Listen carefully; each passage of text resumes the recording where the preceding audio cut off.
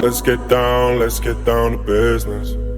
I think a lot of S&C coaches are very, and especially in Ireland, they're very, very comfortable in the weight room. But it's like, how are they able to, differentiate those different aspects of athletes in terms of what they have to do on the pitch that kind of will correlate to their sport, and what they're doing in the weight room, and how that transfers onto the pitch itself.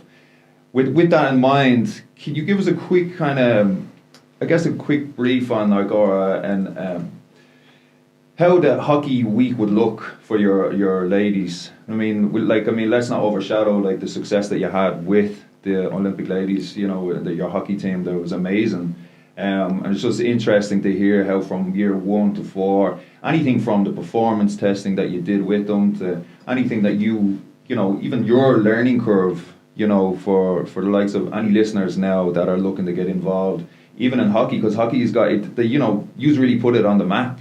And then you as an S&C coach, their S&C coach, and for us all listening now, like as S&C coaches, like, well, okay, how did Darren get there, and what did he do when he was there? You know what I mean? So, which is interesting. So it was an incredibly talented group of players, a really good group of staff, and it was a little bit of right place, right time.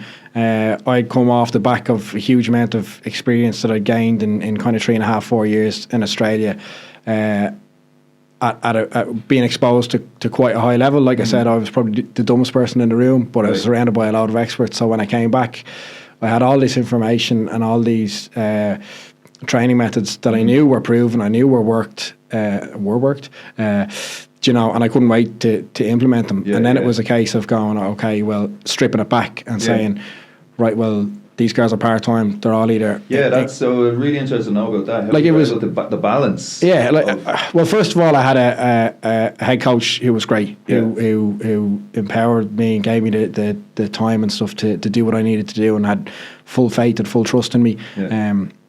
We got on really well personally from day one, and then he just trusted that I knew what I was doing, and if there was ever an issue, he'd say it, and if there wasn't, so that was great. First and foremost, I wasn't having to fight battles or anything like that.